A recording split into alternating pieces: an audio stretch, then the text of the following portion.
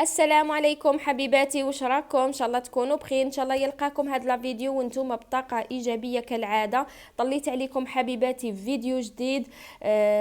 راح نديروا تقسيم ميزانيه 3 ملايين كمبلغ شهري.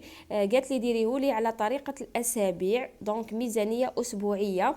كنت قسمتها على 4 اسابيع تخرج لك 750 الف. ولكن حبيبتي اذا كنتي حبيبتي شاطره ومقتصده وتعرفي تسيري امورك، راح ديري هذه الميزانيه تاع 10 ايام وليست تاع اسبوع، فهمتيني؟ نبداو. درت لك المواد الغذائيه 300 الف، اكيد راح تشري الكونتيتي غير بالعقل، ورايحه تتقيدي بجدول وجبات اجباري. كي ديري جدول وجبات اسبوعي على حساب العائله تاعك، راح تروحي تشري الكميات على حساب الوجبات اللي حطيبيهم في الاسبوع، فهمتيني؟ لافونتاج تاع تقسيم الميزانيه الاسبوعي، لافونتاج تاعو هو ما فيهش التبذير، يعني راح تشري واش رايحه الطيبي، فهمتيني؟ بالمثال الزيت 2 لتر عندك ب25 ألف، السميد 10 كيلو 40 ألف، فرينة 5 كيلو 13 ألف عند أغروديف. يتسمى حبيبتي إذا كنتي من النوع اللي تشري الخبز بزاف درت لك 100 ألف. إذا كنتي من النوع اللي طيبي تعجني بزاف في المنزل، رايحة تخليها 10 كيلو 5 كيلو. مي إذا كنتي تشري بزاف الخبز راح تنقصي المبلغ هنايا وتزيديه في تاع الخبز، فهمتيني؟ انتي وكيفاش موالفه كيما نقولوا تعجني ولا تشري الخبز بزاف. عندك العجائن والحبوب. حبيبتي مثلا الحمص ب20 ألف، مقارون ب5 ألاف. شوفي الكميه واش راح تطيبي في جدول الوجبات وتشري. اكيد ما كيش راح تقضي هذا الشيء كامل، راح تقضيه على حساب جدول الوجبات. في هذه الحاله جدول الوجبات لازم يكون اجباري حبيبتي. درت لك الحليب البيض 10 حبات، على حساب دوك انتي واش تستهلكي في الاسبوع، واش ياكلوا ولادك. عندنا الحليب والخبز قلت لك 100 ألف، تاع 10 أيام ولا تاع أسبوع. إلا كنتي شاطرة حبيبتي حاولي تمشي هذه الميزانية في 10 أيام. عندنا المواد التنظيف درت لك 50 ألف، دوك نرجعوا لها. عندنا اللحوم 150 ألف للأسبوع، والخضر والفواكه 150 ألف. أكيد حبيبتي الخضر والفواكه راح تشري.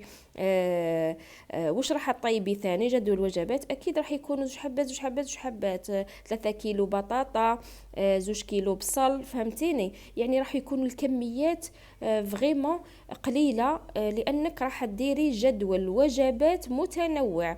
راح تديري شويه من الحبوب، شويه من العجائن، شويه من الخضر.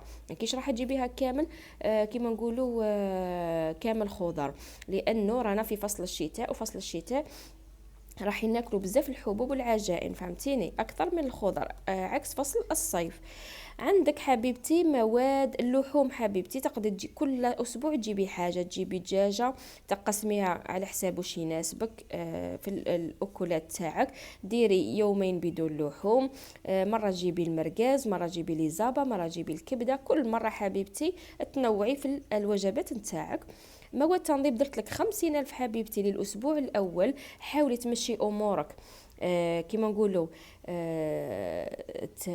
عندك شحال من حل. حبيتي تشري من تاع الكاميو حبيبتي تاع 10 ألاف و20 ألف و25 ألف، باش تمشي الأمور تاعك للأسبوع الأول ولا 10 أيام الأولين. ومن بعد في الأسبوع الثاني أكيد راح يكون مثلا نقولوا بقالك اللوبيا، شريتي مثلا كيلو تقسمي على زوج، دونك يبقى لك اللوبيا، يبقى لك الزيت، يبقى لك السميد بالمثال. يتسمى حتنقصي هنايا وتزيديها في المواد. قلت لك حبيبتي تنقصي من المواد الغذائيه وتزيديها في مواد التنظيف، فهمتيني؟ ولا الاسبوع الاول قلت لك تمشي امورك ب50 ألف. الاسبوع الثاني هذيك ال50 ألف تروحي تجيبي بها 5 لتر تاع ايزيس كاليتي. والاسبوع اللي بعده تجيبيها ب43 ألف تاع سائل الاواني فافو هذاك. والاسبوع اللي بعدها تروحي تجيبي جافيل 5 لتر. المهم بهذه الطريقه تقدري تمشي الامور تاعك في مواد التنظيف. انتي راح تموديفي فيها على حساب الشيء اللي يناسبك، فهمتيني حبيبتي؟ في هذه الحالة في الميزانية الأسبوعية ما عندكش ادخار. ادخار هو أنك تنحيه من الشهرية. مادام حتقسميها على الأسابيع راح تخرجي توفير. راح تديري حصالة حبيبتي صغيرة، كل ما يبقى لك الصرف من اي حاجه شريتيها من العشر ايام ولا من الاسبوع، رايحه تحطيها في هذيك الحصاله. هذا يعتبر توفير وليس ادخار. هنايا كتوفري من المبالغ القليله اللي قدرتي كما نقولوا تقتصدي فيهم. بهذا الطريقه حبيبتي، الاسبوع الاول درتي 750، الاسبوع الثاني قادره تروحي حتى ل 600 الف، ولا هذه تعقبيها ب 10 ايام، الاسبوع الثاني ولا العشر ايام الثانيه تزيدي ديري باغ اكزومبل 750 الف. بهذه الطريقه راح تقدري تخرجي، تقدري توفري من الميزانيه تاعك.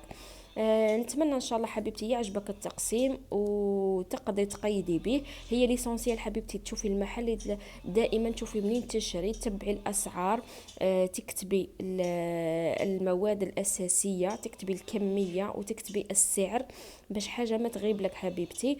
تركزي على الحوايج اللي يجيبوا لك الشهر، الحبوب، العجائن، الخضر. تحاولي ديري جدول وجبات اقتصادي اذا كان عندك اهداف كبيره في حياتك حبيبتي. كما يقول لك الكرش غراره ورباطها العقل. يعني لو كان واحد يتبع غير كرش وكرش ما حيحقق والو في هذه الحياه، فهمتيني؟ بالنسبه للنساء اللي يكونوا طموحات وعندهم اهداف صغيره اهداف كبيره، يخدموا على المستقبل تاعهم المستقبل تاع اولادهم حبيبتي، اكيد راح يديروا الطرق الاقتصاديه هادو باش ينجحوا في الميزانيه تاعهم ويقدروا يلحقوا الاهداف تاعهم. يقدروا كما نقولوا يديروا توفير. الادخار دائما يتنحى من الشهريه 5%، 10%. هذا الشيء كما نقولوا يتنح من المبلغ الشهري ويكون مبلغ ثابت كل شهر.